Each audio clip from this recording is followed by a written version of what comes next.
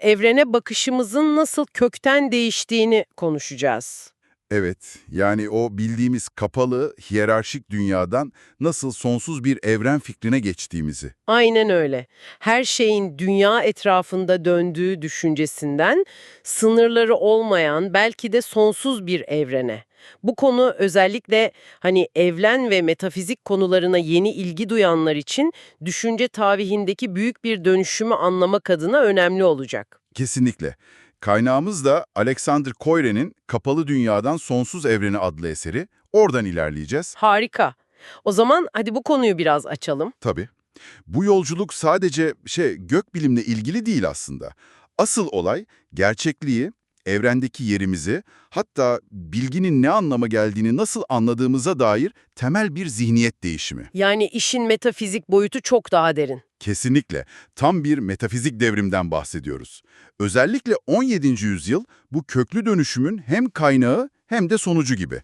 Hani Orta Çağ ve Antik Çağ insanı doğayı anlamaya çalışırken modern insan ona egemen olmayı hedefledi ya. Evet. İşte bu bile evrene dair temel varsayımların yani metafiziğin değiştiğini gösteriyor bize. Peki nereden başlıyoruz? Başlangıç noktası neydi bu düşüncede? Başlangıçta yani Orta Çağ ve Antik Çağ'da evren katı bir hiyerarşiye sahip, sonlu ve kapalı bir yapı olarak görülüyordu. Dünya merkezdeydi, en altta. Hani her şey onun etrafında dönüyor diye düşünülüyordu.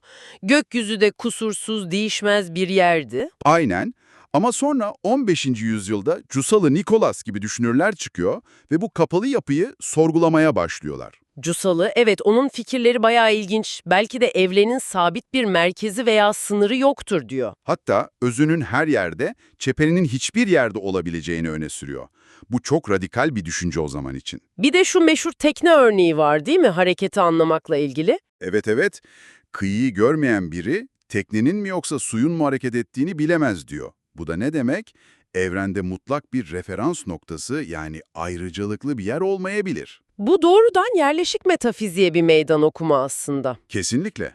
Ama Cuzalı'nın fikirleri zamanının çok ötesinde kalıyor, hemen kabul görmüyor. Neden peki? Çünkü onun yaklaşımı öğrenilmiş bilgisizlik ve sonsuzlukta karşıtların birleştiği coincidentia oppositorum gibi derin metafiziksel ve teolojik kavramlara dayanıyor. Anladım, yani soyut fikirler. Çok soyut. Mesela sonsuz bir çember düşünün, onun eğriliği aslında sonsuzda bir doğruya dönüşür gibi.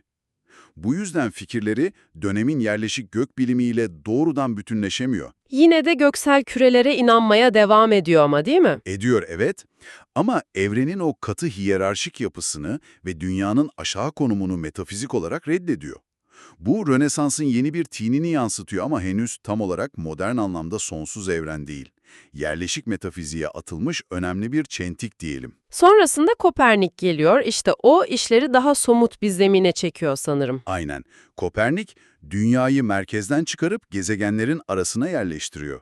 Bu geleneksel kozmik düzeni temelden sarsıyor. Metafiziksel olarak Cuzalı kadar radikal olmasa da yani evren sonsuzdur gibi iddialı laflar etmese de Evet, ama uzun vadede bilimsel olarak çok daha etkili oluyor. Çünkü dünyanın o özel merkezi konumunu bitiriyor. İşte burası gerçekten ilginçleşiyor. tabii başlangıçta bu fikirler büyük bir kafa karışıklığı ve şüphecilik yaratmıştır herhalde.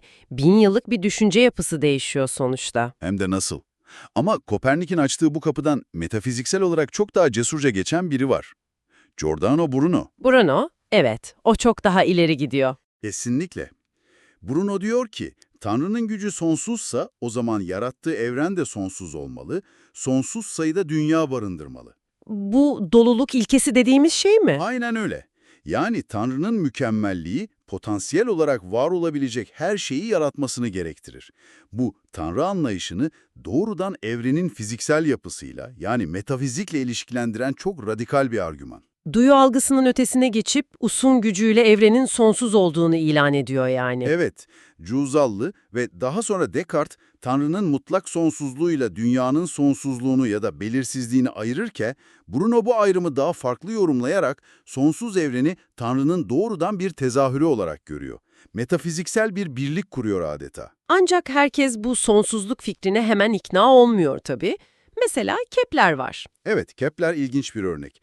O, yıldızların görünür büyüklüklerine ve gökyüzündeki dağılımlarına bakarak evrenin sonsuz olmadığını savunuyor. Yani gözlemlerine dayanarak mı? Aynen, bizim güneş sistemimizin eşsiz olduğunu, sınırlı bir kozmosta yer aldığını düşünüyor. Bu da bize gözlem verileriyle temel metafizik varsayımlar arasındaki o gerilimi çok net gösteriyor. Kepler, yeni astronomik verileri eski, sınırlı evren metafiziğini desteklemek için kullanıyor bir nevi. Peki sonra Descartes nasıl bir katkı yapıyor bu tartışmaya? Descartes tartışmayı farklı bir metafizik boyuta taşıyor.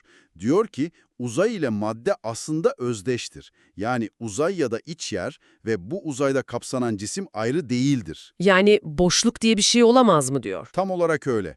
Uzam varsa madde de vardır diyor. Bu, göklerin farklı özel bir maddeden yapıldığı fikrini tamamen ortadan kaldırıyor. Evrenin her yeri aynı şeyden yapılmış oluyor. Bu çok önemli bir adım. Çok önemli. Ayrıca evrenin Tanrı gibi mutlak anlamda sonsuz değil de sınırlarını bilemeyeceğimiz anlamında belirsiz olduğunu öne sürüyor. Bu fikir, evrenin tek bir özdekten oluştuğu ve her yerinde aynı fiziksel yasalara tabi olduğu fikrini güçlendiriyor. Yani o eski göksel ve dünyasal ayrımı, o hiyerarşik yapıyı tamamen yıkıyor. Aynen. Eski hiyerarşik, katmanlı evren metafiziği yerine tek düze, homojen bir uzam anlayışına bırakıyor. Evrenin yapısı ve doğası hakkındaki metafizik anlayış kökten değişiyor. Peki tüm bunlar ne anlama geliyor sonuç olarak? Şunu görüyoruz, sınırlı, hiyerarşik bir kozmostan potansiyel olarak sonsuz, tek düze bir evrene doğru büyük bir zihinsel sıçrama yaşanmış. Evet, bu sadece yeni yıldızlar keşfetmek değil, çok daha fazlası. Gerçeklik, bilgi ve Tanrı-evren ilişkisi hakkındaki düşünce biçimimizde, yani en temel metafizik varsayımlarımızda bir devrim yaşanmış. Evrene ve o evrendeki kendi yerimize dair düşünce biçimimiz tamamen dönüştü diyebiliriz. Kesinlikle. Şimdi, şöyle bir düşünelim mi? Bu büyük dönüşüm hep uzam kavramı etrafında şekillendi. Uzayın sonsuzluğu, yapısı, madde ile ilişkisi, hep bunlar tartışıldı. Evet, doğru. Peki, ya zaman? Evren anlayışımız, uzay hakkındaki metafiziğimiz bu kadar kökten değişirken, zamanın doğasına ilişkin fikirlerimiz, onun sonsuzluğu, akışı, niteliği, bunlar nasıl evrildi acaba? İlginç bir soru. Yani evrenin uzamsal yapısındaki bu devrim, zamanı ve dolayısıyla kozmostaki kendi yerimize dair anlayışımızı nasıl etkilemiş olabilir? İşte bu, belki de üzerine kafa yorabileceğimiz, kaynakların ötesine geçen ama onlardan filizlenen bir soru.